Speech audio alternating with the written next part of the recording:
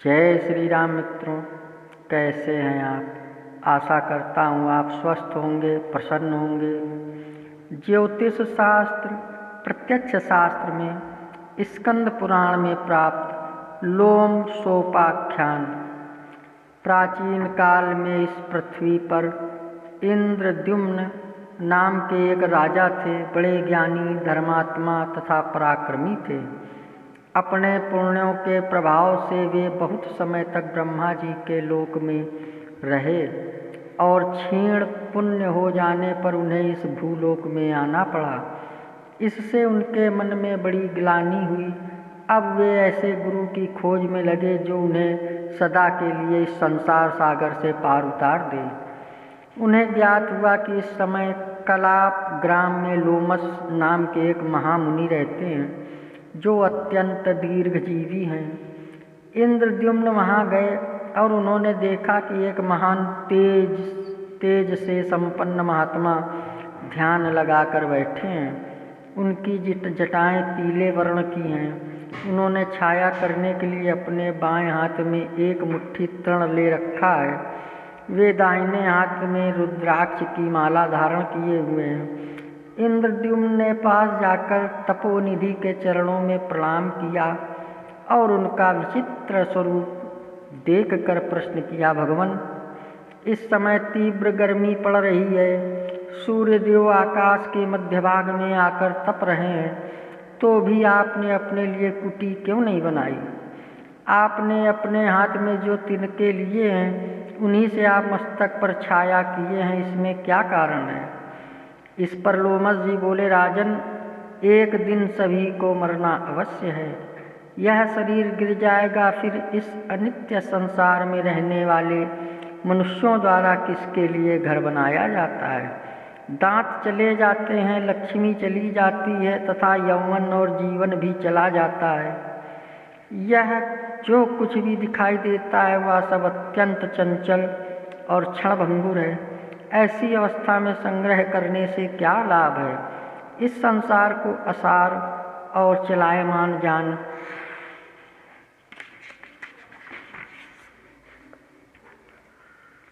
लेने पर किसके लिए कुटी आदि का संग्रह किया जाए? इंद्रद्युम्न ने फिर पूछा, भगवान, तीनों लोकों में आप ही चिरायु सुने जाते हैं। आप भूत, भविष्य और वर्तमान तीनों कालों की बात को जानने वाले हैं, इसलिए मैं आपके पास आया हूँ। फिर आप ऐसी बातें क्यों बोलते हैं? लोमस जी बोले, राजन, प्रत्येक कल्प में मेरे शरीर से एक रोम टूटकर गिर जाता है। जिस दिन मेरे सब रोए नष्ट हो जाएंगे उस दिन मेरी मृत्यु हो जाएगी। देखो, मेरे घुटने में 2 अंगुल का स्थान रोमों से खाली हो गया है। इसी से मैं डरता हूँ कि जब मरना ही है तो घर बनाकर क्या होगा?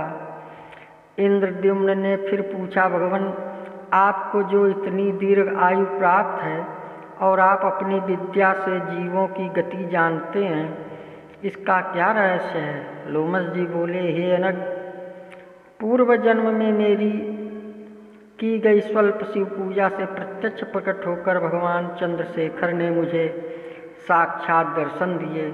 मैंने उनसे अजर अमर होने का वर मांगा।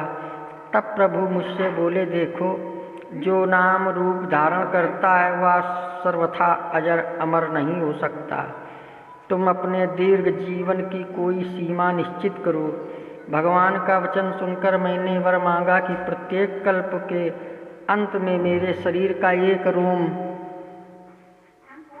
गिरे और इस प्रकार सब रोम गिर जाने पर मेरी मृत्यु हो।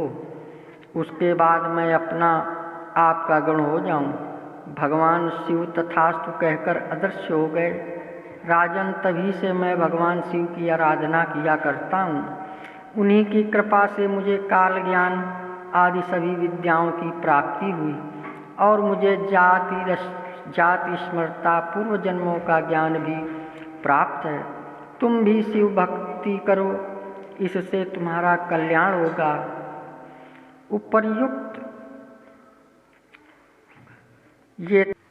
उपर्युक्त दोनों पौराणिक आख्यानों से महर्षि लोमस जी के अति दीर्घजीवी होने उनके काल ज्ञान, त्याग, तपस्या, वैराग्य, तितिक्षा, संयम, नियम एवं सदाचार, प्रियता आदि का किंचित ज्ञान प्राप्त होता है। कथानकों में किंचित अंतर कल्प भेद से होने पर भी तात्पर्यार्थ एक ही है। देवराज इंद्र तथा राजर्ष इंद्रद्युम्न की उनका दिया गया असंग्रह का उपदेश निर्वृत्ति मार्ग तथा प्रवृत्ति मार्ग दोनों प्रकार के साधकों के लिए अत्यंत कल्याणकारक है।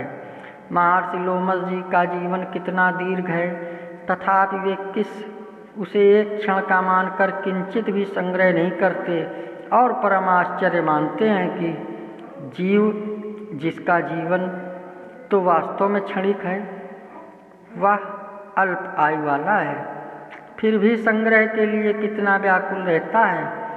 दूसरी बात यह है कि लोमश जी भगवान के अनन्य भक्त हैं। उनकी कृपा से उन्हें सभी विद्याओं तथा ज्ञान की प्राप्ति है। इस दृष्टि से उनका ज्योतिष विषयक उपदेश अत्यंत सूक्ष्म और सत्य मार्ग पर आश्रित है। प्राचीन संहिताओं में ज्योतिष के 18 आचार्य बताए गए हैं जो आर्ष कहे गए हैं। उनमें श्री लोमश जी का नाम बड़े ही आदर से लिया गया है तथा उनके नाम से लोमश संहिता का भी उल्लेख सर्वत्र प्राप्त है। लोमश संहिता ज्योतिष के होरा स्कंद्र फलित ज्योतिष से संबद्ध है। दैवज्ञों की यह मान्यता है कि लोमश जी का ग्रह गणितीय फलादेश कथन बहुत ही सटीक, वैज्ञानिक तथा स्वयं अनुभव करने योग्य है। वर्तमान में लोमश संहिता संपूर्ण रूप में प्राप्त नहीं होती। 12 अध्यायों वाली उपलब्ध लोमश संहिता की पुस्तिकाओं से ज्ञात होता है कि मूल लोमश संहिता में 60,000 श्लोक थे। इस लोमश संहिता के 2 अध्याय स्वतंत्र रूप से भी प्रकाशित हैं जो भाव फलाध्याय तथा धराचक्रम के नाम से प्रसिद्ध हैं। भाव फलाध्याय नाम से प्रकाशित लघु पुस्तिका 12 अध्यायों वाली उपलब्ध लोम संहिता का 9वां अध्याय है तथा धराचक्रम नाम से प्रकाशित लघु पुस्तिका उपलब्ध लोम संहिता का 12वां अध्याय है। अगर आप हमारे चैनल में नए आए हों तो सब्सक्राइब कर लें, लाइक करें, शेयर करें। जय श्री राम।